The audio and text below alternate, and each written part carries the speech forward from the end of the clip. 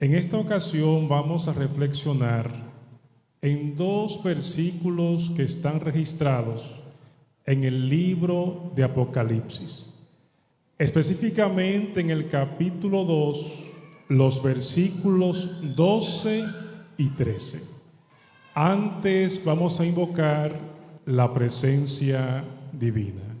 Oremos. Padre, te seguimos alabando, te seguimos exaltando y te seguimos dando gracias porque sabemos que estás con nosotros aquí. Y gracias, Padre, porque sabemos que tus ángeles nos están acompañando. Ahora que vamos a estudiar tu palabra, oh Dios, invocamos la dirección y la presencia del Espíritu Santo. En el nombre de Jesús. Amén. Amén. Leamos lo que dice la Biblia en el capítulo 2 de Apocalipsis, primera parte del versículo 12. Apocalipsis capítulo 2, primera parte del versículo 12, y los versículos aparecerán en las pantallas. Leemos la primera parte de Apocalipsis 2:12. Dice lo siguiente: y escribe al ángel de la iglesia en Pérgamo. Repetimos: y escribe al ángel de la iglesia en Pérgamo. ¿Cómo sabemos nosotros el libro de Apocalipsis inicialmente fue dirigido a los cristianos que vivían en la provincia llamada Asia Menor? Los primeros destinatarios del libro de Apocalipsis fueron los cristianos que vivían en la provincia llamada Asia Menor. En esa provincia habían 7 ciudades: la ciudad de Éfeso, la ciudad de Esmirna, la ciudad de Pérgamo, la ciudad de Tiatira, de Sardis, de Filadelfia y también Laodicea. En esa provincia romana llamada Asia Menor estaban esas 7 ciudades, entre ellas la ciudad de Pérgamo. Algo importante sobre la ciudad de Pérgamo es que la misma, desde antes del siglo III antes de Cristo, se convirtió en una ciudad en donde había muchos intelectuales y también una ciudad de una cultura muy vasta. Por ejemplo, en Pérgamo estaba la segunda biblioteca más grande que existía en ese entonces. La primera estaba en Alejandría y la segunda estaba en Pérgamo. También en esa ciudad habían grandes industrias, entre ellas la industria del pergamino, y también a dicha ciudad iban artistas de diferentes partes del mundo. Dicho de otra manera, Pérgamo era una ciudad muy moderna. Quizás algunos se estén preguntando, ¿de qué forma o de qué manera el Evangelio llegó a la ciudad de Pérgamo, siendo una ciudad muy moderna y una ciudad en donde predominaban los intelectuales? Les recuerdo que dicha ciudad pertenecía a la provincia llamada Asia Menor. Veamos rápidamente de qué manera el Evangelio llegó a la ciudad de Pérgamo. Leemos en Hechos capítulo 2, versículos 9 y 11. para que recordemos de qué manera llegó el Evangelio a la ciudad de Pérgamo. Todos recordamos que el día del Pentecostés, cuando descendió el Espíritu Santo, el Señor usó a sus discípulos, de manera especial a Pedro. Ese día en Jerusalén habían personas que habían llegado de diferentes lugares. Ese día de Pentecostés, el Señor se manifestó en gran manera entre esas personas.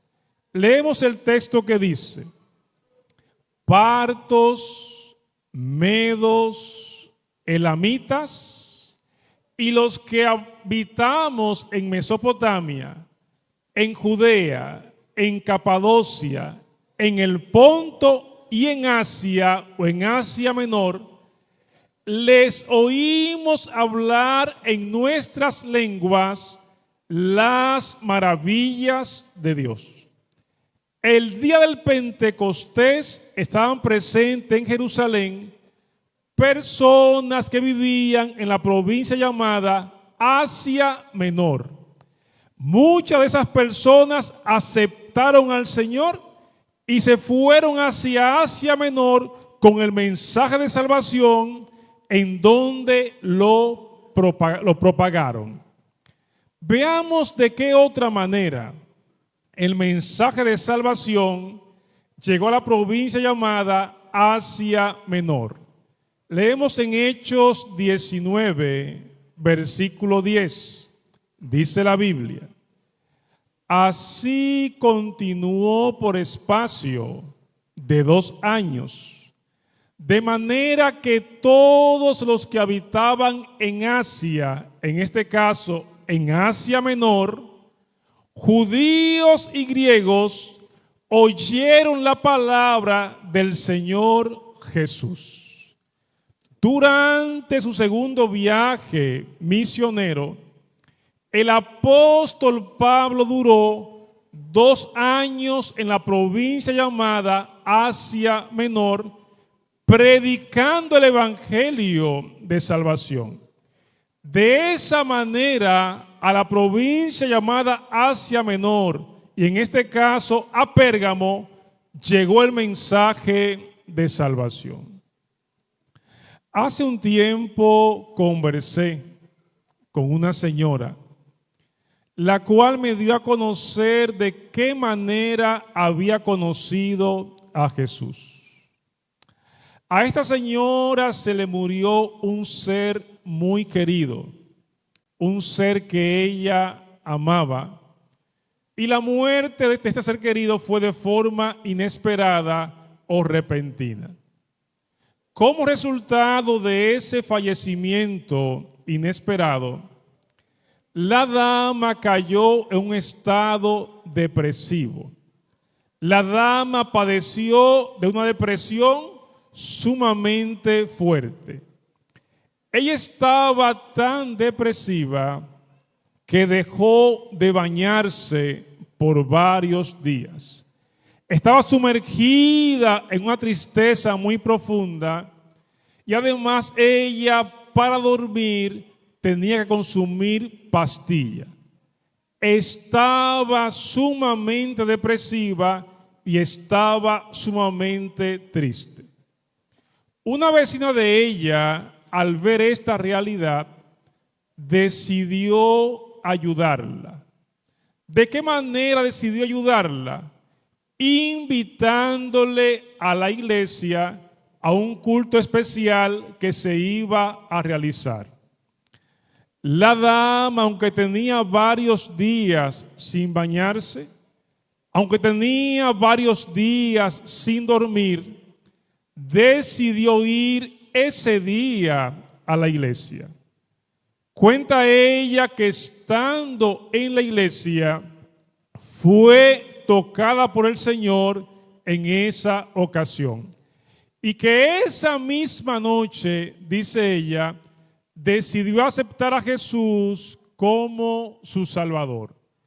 A partir de ese momento, dice ella, empezó a experimentar un cambio en su vida en donde para dormir no le fue necesario el consumo de pastillas.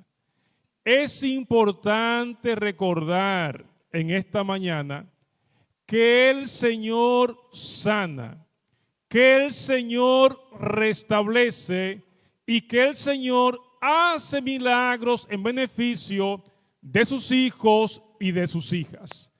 También es bueno recordar en esta mañana que tenemos la responsabilidad de compartir el mensaje de salvación. Para el Señor no hay corazón duro. Para el Señor no existe lo imposible.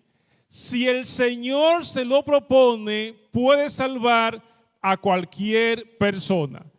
Pero es imprescindible que usted y yo prediquemos el mensaje de salvación y anunciemos a Jesús como el Salvador. Hace un tiempo, mientras manejaba por la Avenida de los Próceres, decidí entrar a una estación de gasolina. Mientras echaba la gasolina, se me acercó un caballero ofreciéndome un dispositivo. Cuando le pregunté que qué tenía dicho dispositivo, me dijo que tenía música de un bachatero. Este caballero estaba contento con el trabajo que estaba haciendo, ya que él representaba a dicho bachatero. Al ver en él el entusiasmo y al ver en él ese ánimo, pensé, si él con tanto entusiasmo presenta al bachatero, ¿cuánto más nosotros al momento de presentar a Jesús?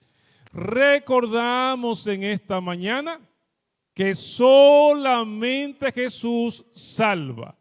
Recordamos en esta mañana que solamente Jesús concede la vida eterna y por tanto Jesús requiere ser proclamado por cada uno de nosotros y por cada una de las damas. Pero para proclamar a Jesús como Él quiere que usted y yo le proclamemos, es necesario que usted y yo tengamos una relación personal con Jesús.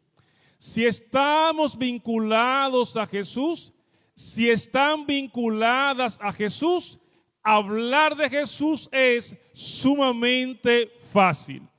Pero si no estamos vinculados a Jesús, hablar de Jesús es sumamente difícil.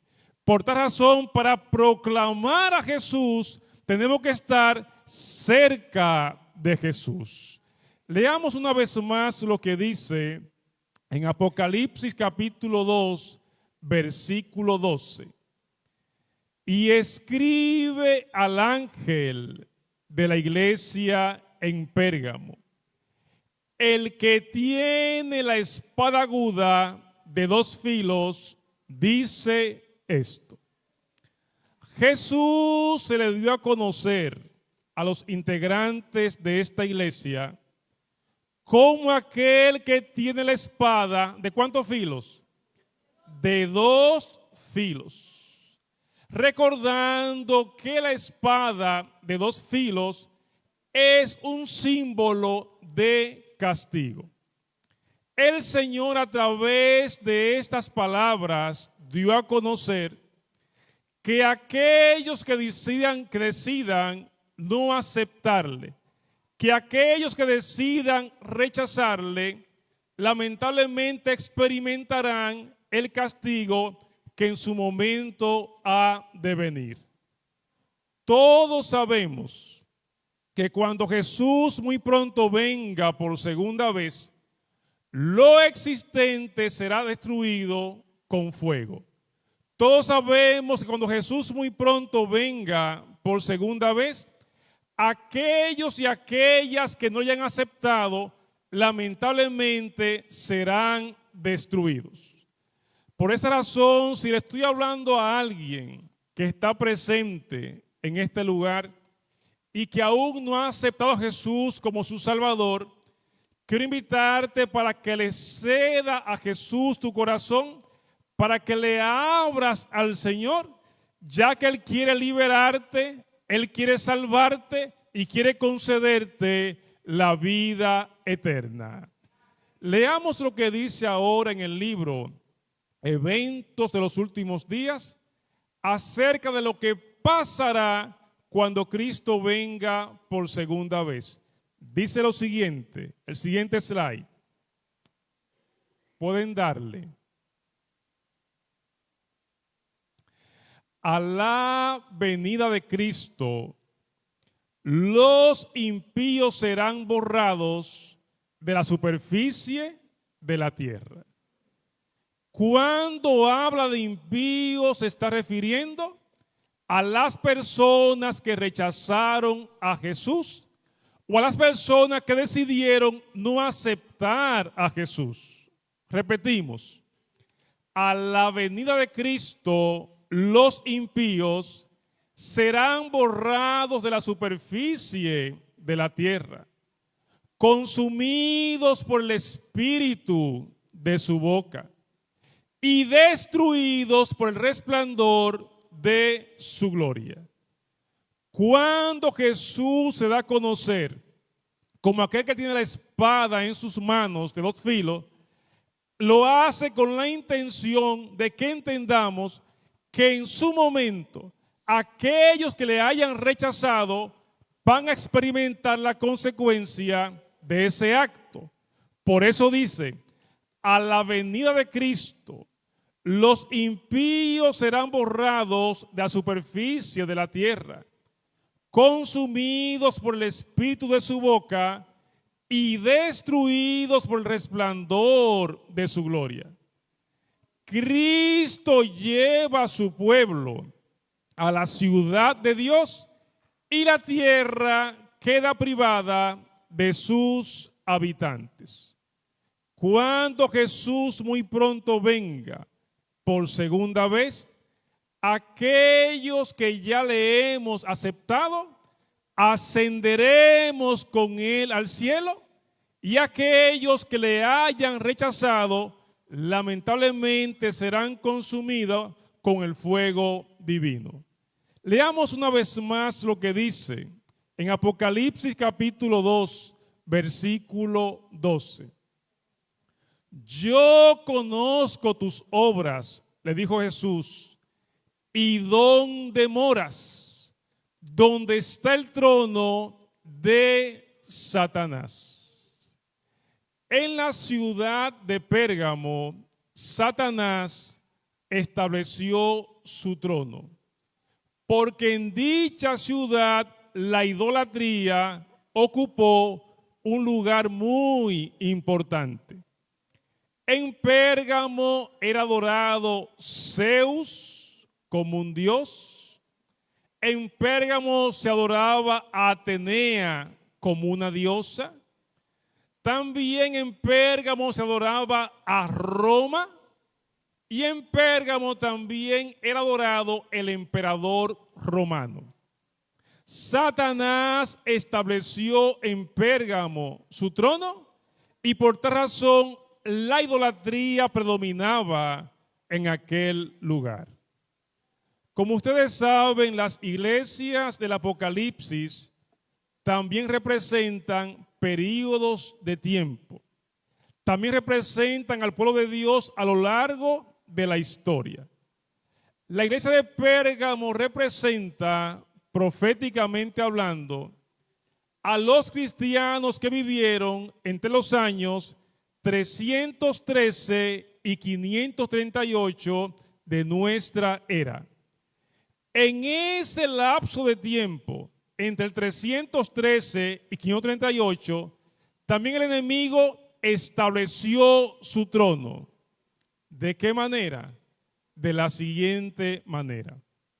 Después del concilio de Nicea, Constantino, el emperador romano, creó las condiciones para que la Iglesia universal, en este caso, la Iglesia católica, apostólica y romana, se convirtiera en la iglesia oficial del Estado.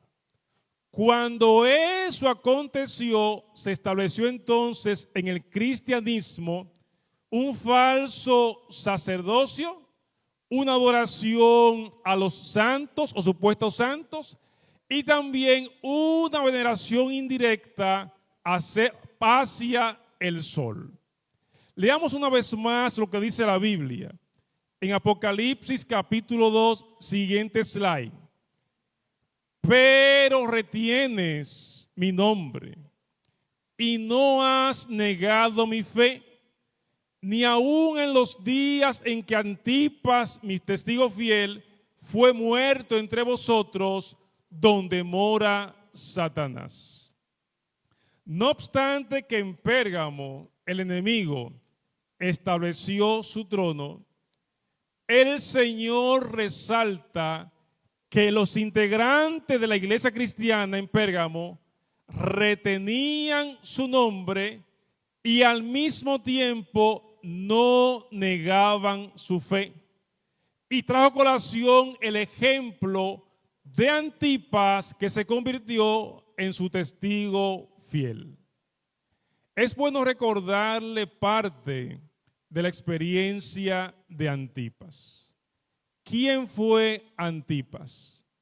Fue un miembro de la iglesia de Pérgamo que decidió no someterse a la veneración o adoración del emperador romano Domiciano.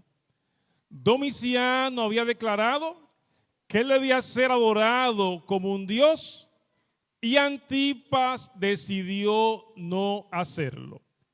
El que no adorase a Domiciano corría el riesgo de perder la vida y Antipas prefirió perder la vida antes que adorar a Domiciano.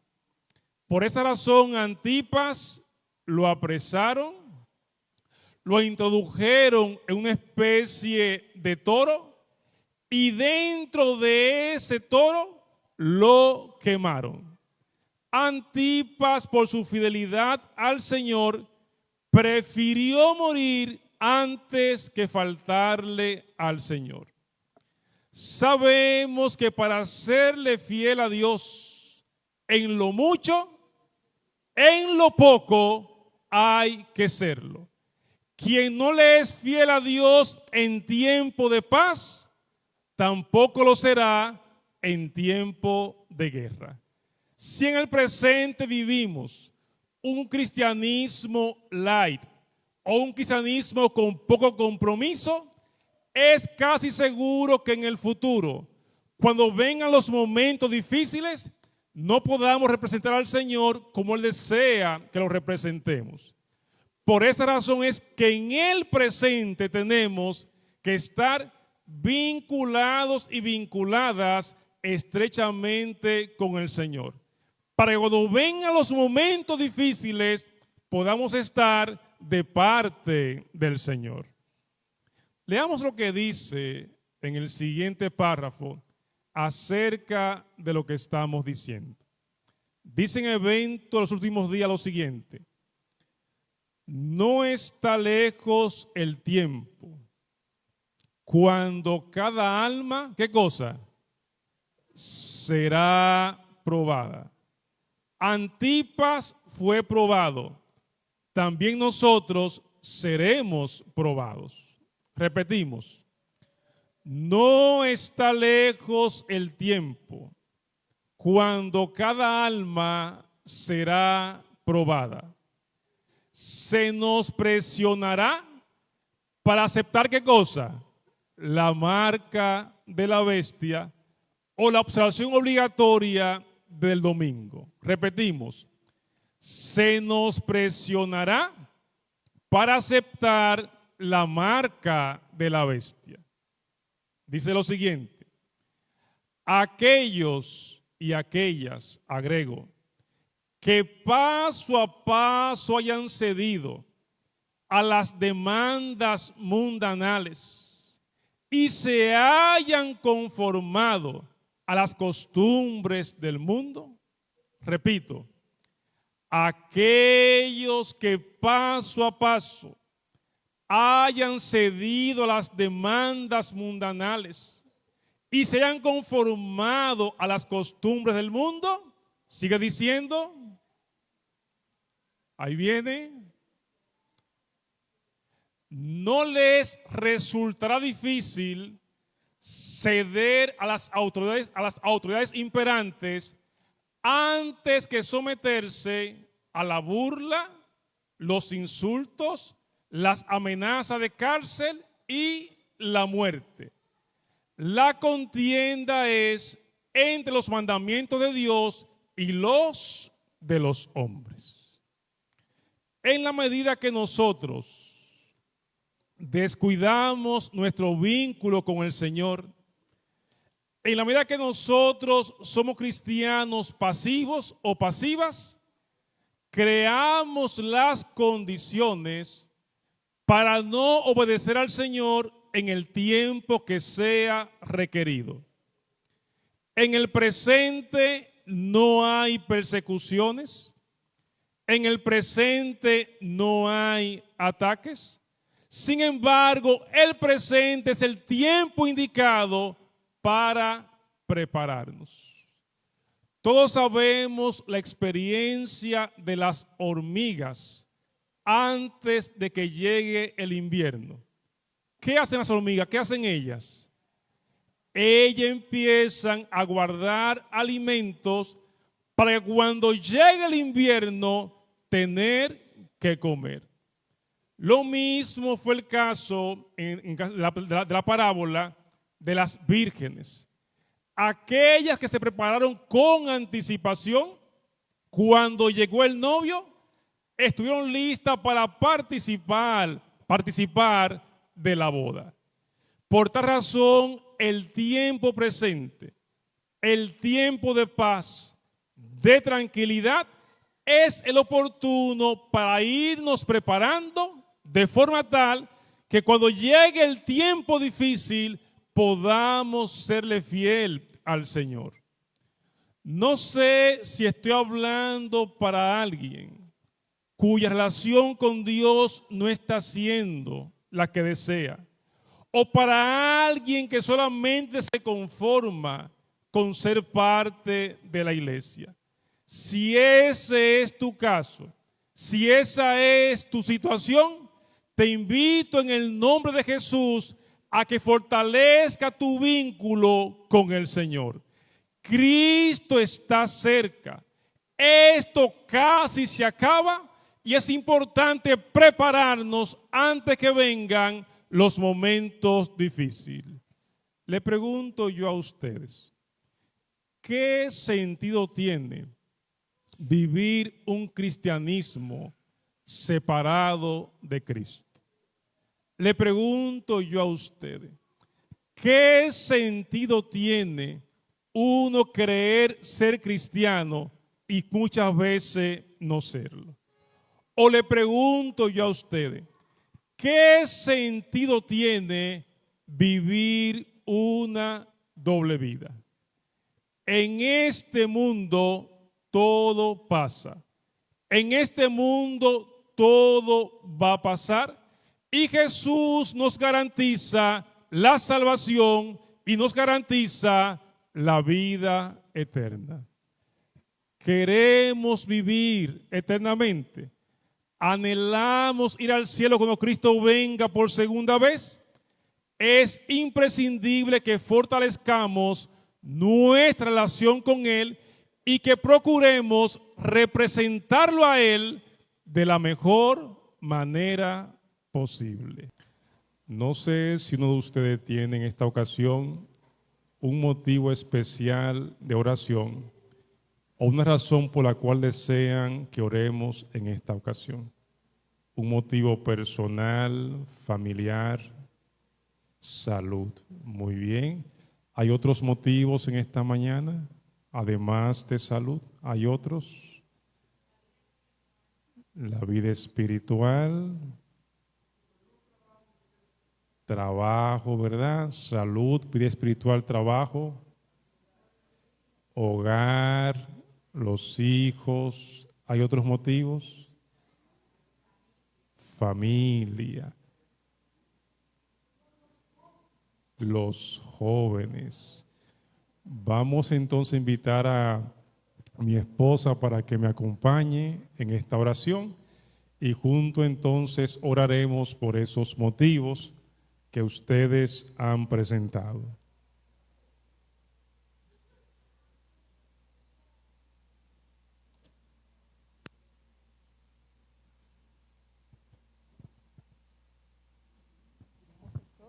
Y oremos. Bendito Padre Celestial, en esta hora, Señor, seguimos alabando tu nombre, invocando tu presencia en estos momentos. Ahora, Señor, que nos disponemos a marcharnos a nuestros hogares, pero ante todo, Señor, queriendo poner en tus manos estas peticiones. Oh Dios del cielo, mira que se han levantado manos y voces, Señor, clamando, suplicando por salud, por bienestar familiar, por relaciones, Señor, dentro de las familias. También, Padre Santo, aquellos que tienen dificultades, oh Dios, en sus vidas espirituales, en una estrecha relación contigo. También, Padre, queremos suplicarte por los hijos, aquellos que se encuentran lejos quizás de ti, quizás lejos del hogar. Alcánzales, oh Dios, con tu brazo poderoso.